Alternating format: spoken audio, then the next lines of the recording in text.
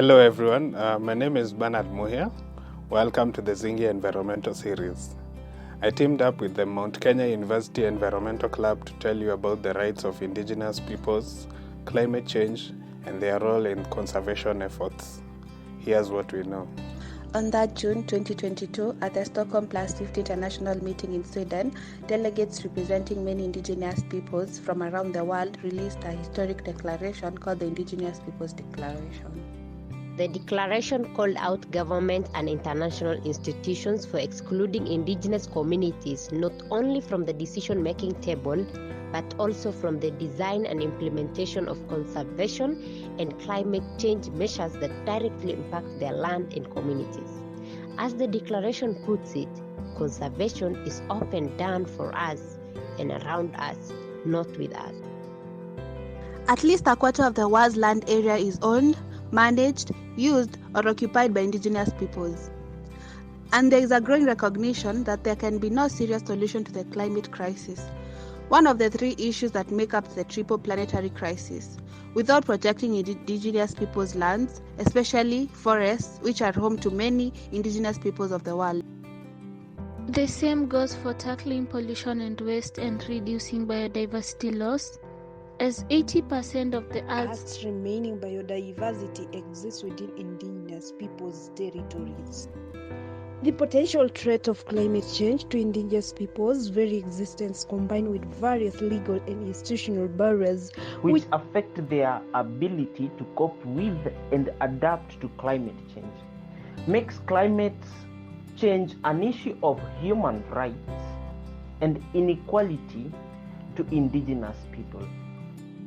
The United Nations Permanent Forum on Indigenous Issues expressed its profound concern over effort to evict over 70,000 Maasai people of Loliondo division of the Ngorongoro district of Tanzania from the 1,500 square kilometers, which are legally registered village lands. As affirmed in Article 10 of the United Nations Declaration, indigenous people shall not be forcibly removed from their lands or territories. No relocation shall take place without the free, prior and informed consent of the indigenous peoples concerned, and after the agreement on just fair compensation, and where possibly with the opinion to return.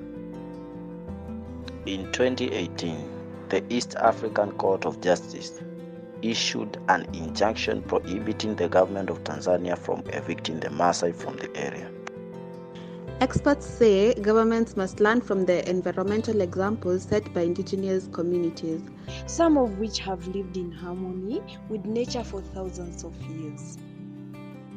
In addition, indigenous peoples interpret and react to the impacts of climate change in creative ways, drawing on traditional knowledge and other technologies to find solutions which may help society at large to cope with impending changes. Examples include: in Bangladesh, villages are creating floating vegetable gardens to protect their livelihoods from flooding. While in Vietnam, communities are helping to plant dense mangroves along the coast to diffuse tropical storm waves. Indigenous people in Guyana are moving from their savanna homes to forest areas during droughts and have started planting cassava, their main staple crop, on moist floodplains which are normally too wet for their crops. In the Democratic Republic of Congo, the Bambuti Bambuluko community is helping to protect one of Central Africa's last remaining tracts of primary tropical forest. In Iran, semi-nomadic Sheikh Al Baluch oversees 580,000 hectares of fragile scrubland and desert. And in Canada's far north, Inuit leaders are working to restore caribou herds whose numbers had been in steep decline. Including indigenous people and local communities in environmental governance and drawing from their knowledge enhances quality of life. It also improves conservation, restoration, and the sustainable use of nature, which benefits society at large. But if all else fails, the matter can be taken to court.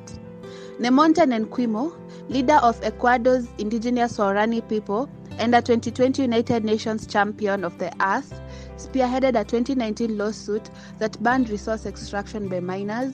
Loggers and oil companies own 500,000 acres of her ancestral lands, the Amazon rainforest.